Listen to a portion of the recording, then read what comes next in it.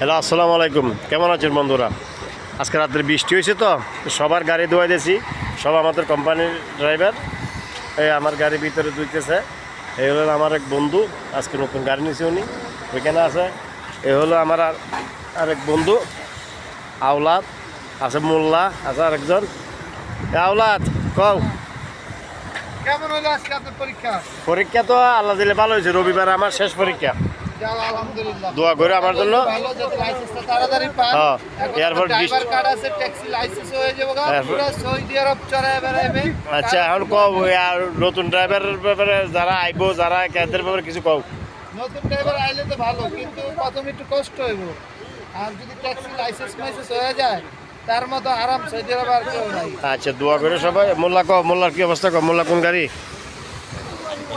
হ্যাঁ, অবস্থা নাই তো। আচ্ছা। কি হ্যাঁ, কি কথা কও না, কি কও, কি অবস্থা? কিন্তু নতুন না, কি অবস্থা রাস্তাঘাটের, কি অবস্থা পরিস্থিতি? রাস্তাঘাটের অবস্থা আছে মোটামুটি চলতেছি নতুন অবস্থা।